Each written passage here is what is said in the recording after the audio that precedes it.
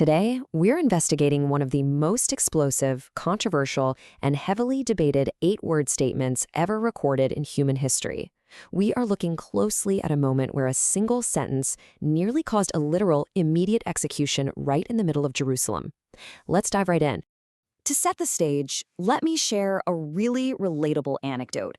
I was having a conversation with a Muslim friend of mine not too long ago, a really great guy, we talk all the time.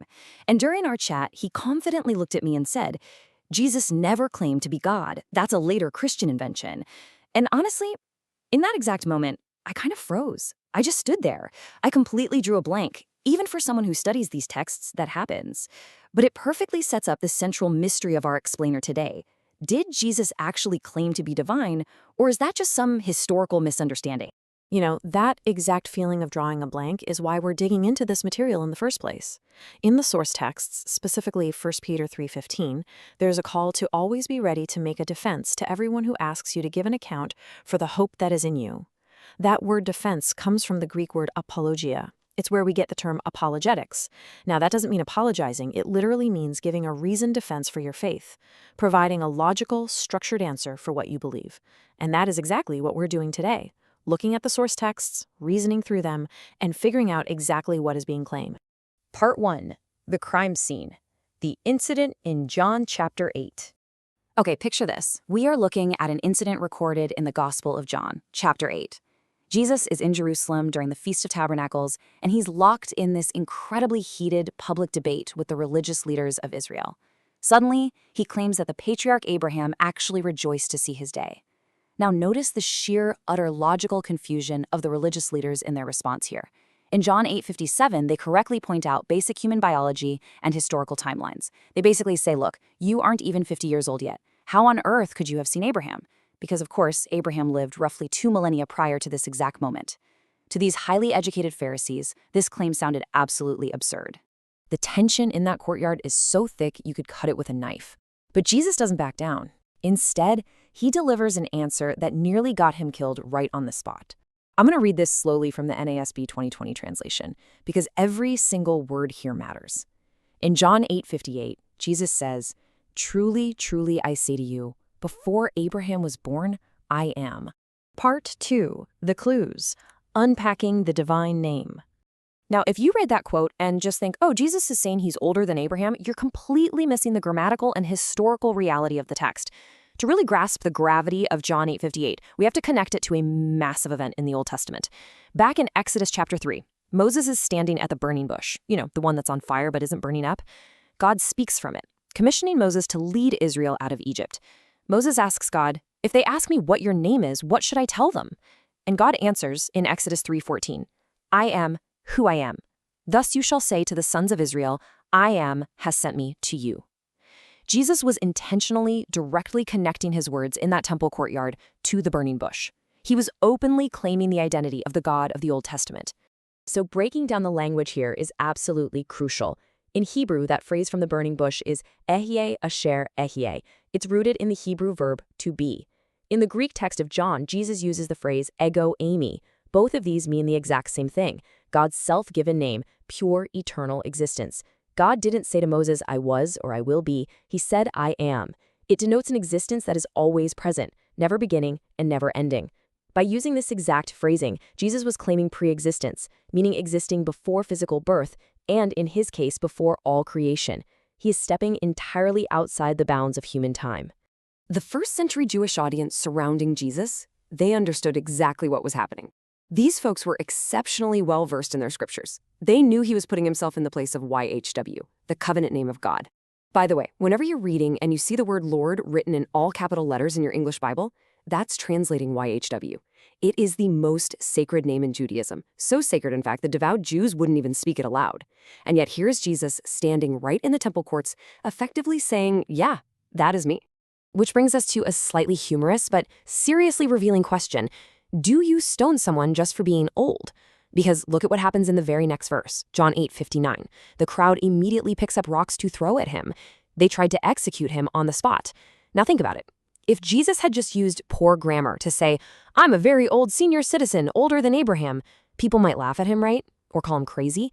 But reaching for heavy stones to crush someone to death, There is no way that's a normal reaction to an old age claim. To understand their violently sudden reaction, we have to look at the exact crime they believe they were witnessing, and that crime is blasphemy. In this specific context, blasphemy means claiming an attribute or a title belonging to God alone. The crowd didn't misunderstand Jesus. Actually, it's quite the opposite. They understood him perfectly. They recognized without a doubt that he was claiming to be uncreated and self-existing. The Pharisees were deliberately and accurately applying Jewish law based on what they had just heard. Leviticus 24:16 explicitly establishes the penalty for blaspheming God's name, stating that the one who blasphemes the name of the Lord shall surely be put to death, and the congregation shall stone him. That's exactly why they reached for the rocks. They saw a mere man claiming to be the great I Am, and under their strict legal code, that was a capital offense. Part 3. The Witnesses. Let's look at the historical confirmation. Now, a skeptic might ask, is this just some modern interpretation? Well, let's look at the historical records to see if this view holds up through antiquity. We actually have an incredible timeline of historical witnesses here. First, Flavius Josephus, a first-century Jewish historian. In his work, Antiquities of the Jews, Josephus confirms that claiming divine identity or insulting God's name was indeed an immediate capital offense, which tells us the crowd's reaction in John 8 is historically spot on. Next, jumping to about AD 230, the early Christian scholar Origen explicitly wrote that in this verse, Jesus claims eternal existence. Finally, around AD 360, Athanasius, a major historical figure, passionately defended Jesus' co-eternal nature based on this exact text. Let's look just a bit closer at those last two. In Origen's massive commentary on the book of John, he points out that Jesus is claiming something called underived existence. So what does that mean? It means existing without needing a cause. God simply is. Think about it. Literally everything else in the universe, you, me, the planets, the stars, exist because something else caused it to exist, except God. He's the only being that requires no explanation for his existence. Origen noted that Jesus, by using the words I am, was claiming to share that exact uncaused, underived nature. Then we have Athanasius of Alexandria. His story is just fascinating. He spent his entire life defending the full divinity of Jesus against a Roman Empire that desperately wanted to water the doctrine down. He was literally exiled from his home 5 different times for refusing to back down. There's even a famous Latin phrase about him, Athanasius contra mundum, Athanasius against the world. He used John 8:58 to firmly assert that the Son is eternal, or co-eternal. That means being without beginning or end, always existing alongside the Father. Part 4. The counter-theories. Addressing modern objections. So let's objectively look at some of the modern pushback to this text. In the Jehovah's Witnesses New World Translation, John 8:58 is rendered as, "Before Abraham came into existence, I have been." Notice how they change it to a past tense statement. However, the apologetic sources note that the original Greek explicitly uses the present tense verb phrase, ego eimi, I am. It's the exact same phrase used in the Greek Old Testament for the burning bush. Therefore, critics of this translation argue that rendering it I have been acts a lot more like a theological edit to fit a specific doctrine rather than an accurate grammatical translation of the Greek text itself. We also need to look at the Muslim objection. Surah 575 of the Quran states that Jesus was only a messenger. The apologetics material points out a really significant logical friction here.